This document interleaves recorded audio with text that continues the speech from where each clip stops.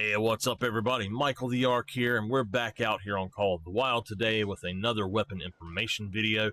This time we're taking a look at the Koter CB-65 compound bows. Now this comes from the high-tech hunting pack, and it is going to come in two variations, which are this red and green and black variation here, named Hephaestus. It is a really cool looking bow. And this black and gold version, which is known as Orpheus. And I love the looks of these bows. They're very simple, but very effective. Alright, so again, this comes from the high-tech weapon pack. Hephaestus is the red, Orpheus is the black. You have one round each. As with all compound bows. It is free with the DLC, and it is unlocked with installing the DLC. Both of them come in weighing at 4 units of weight with an effective range of 20 meters or 21.87 yards. Let's go have a look at them here in the cache, in the store here. So, the Hephaestus and the Orpheus that are exactly the same except for the colors. Now, this one says, with performance that lies in the sweet spot between the Bear Claw Light and the Hawk Edge CB-70, the Koter CB-65 is a versatile compound bow, useful in every situation, striking a delicate balance between recoil and accuracy. This bow is at its best when hunting medium-sized game, but can also be deadly accurate against small and big game when paired with the right arrows. So this is meant more for hunting small or big game, whereas the 60-pound bows are for medium and small, and then the Hawk Edge is going to be, I believe, for medium and large. I really don't know what it says on there, but we will check that out later in this video. From my experience, the only thing that changes is the distance that the far or the heavier arrows go before they start dropping with the higher peak weights, so peak draw weights. This one is going to come in at 4 units of weight. As I said, it's free. The accuracy is 24, recoil is 19, reload speed 100, hip shot 12, and again, the peak draw weight is 65. This portion of the video is going to be shared with all of the compound bow videos, so if you notice it looks the same, it's because it is the same exact footage being shared between all of them. So all of the compound bow are compatible with 4 different sights and 6 different arrows, starting with the Bright Sight rangefinder bow sight, which is a digital rangefinder sight, and it is free with the high-tech hunting pack. It comes in weighing at 2 units of weight.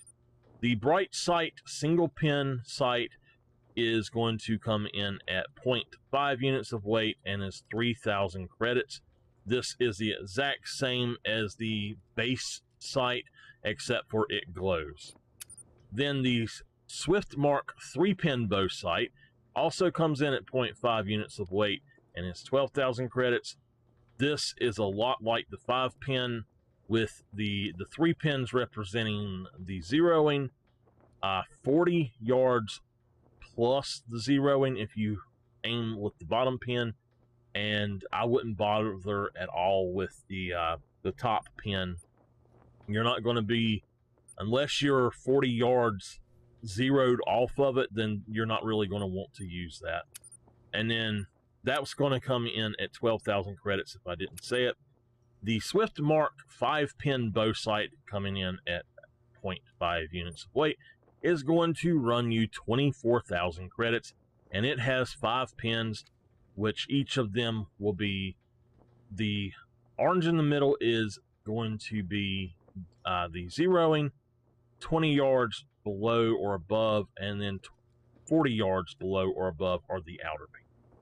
And you can do the same thing with the 3-pin. If you just sort of put an imaginary pin in the middle of those, it does seem to actually work about the same. So with the arrows, you're going to have 2 different variations of each of 3 grains of arrows. So I'll go on and say the tracer arrows are all DLC from the high-tech hunting pack, and they are unlocked from the start as soon as you download and install that DLC. That means that you can actually hunt with the 300 grain or the 600 grain before you unlock them in the game if you have the tracers. They will cost you more, but you can go on and purchase them and hunt with them. Now, we're going to take a look at these 2 at a time, or group them by the same grainage. So the 300 grain small game point arrows in the non-tracer variety are going to cost you a weapon score or a bow score of 1066 to unlock, be able to purchase. 10 of them are going to run you 530 credits. No unlock score for the tracer version. 10 of them are going to run you 690 credits. They both come in at 0.06 units of weight. As with all of these arrows, the effective range is 21.87 yards or 20 meters.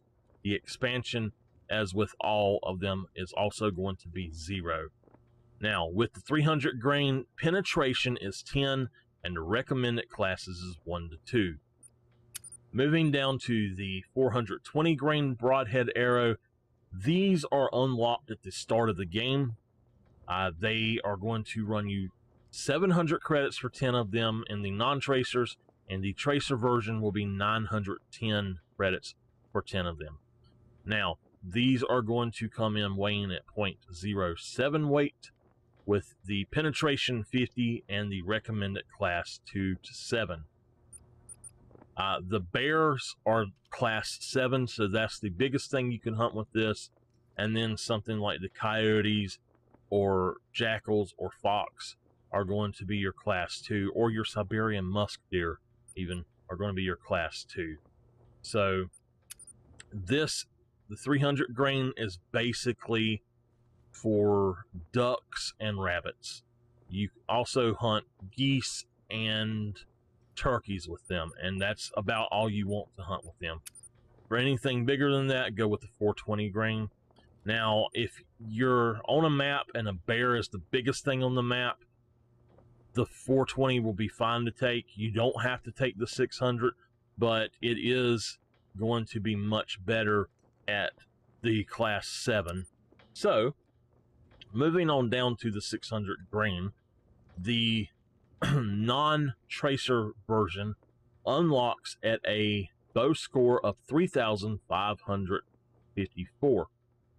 10 of these in non-tracer is going to run you 880 credits, while the tracer version, 10 of them will run you 1,140 credits.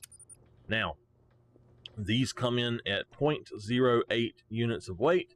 The penetration is 90, and the recommended classes is 7 to 9. That's going to be your bears, your moose, your gemsbok, your elk, your bison, and your buffaloes, and your lions as well.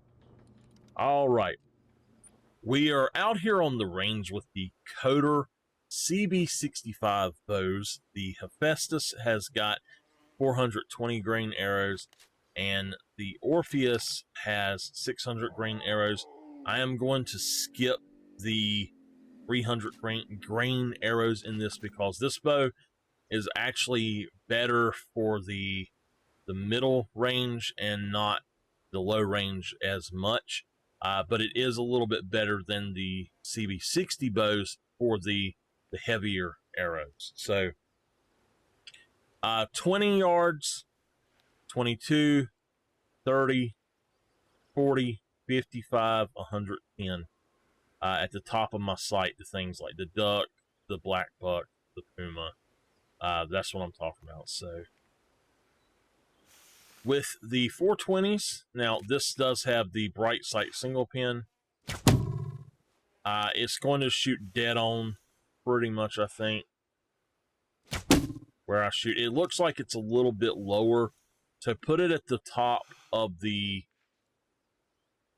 green there. Now, if you're hunting without that, it's going to be about the top of the top of the tip of it instead. So it does change based on the sight where you aim with this one. At 30 yards, that's going to be a little bit further out. And that actually is perfectly zeroed for the 22-yard mark, and it hit perfectly with this bow. It's actually, once it gets a little bit further out, it's shooting a little bit higher. So then at the 55 yards with 44, it's not quite as high. So it does start dropping off a little bit. Let's actually go for a shot on this one out here. All right.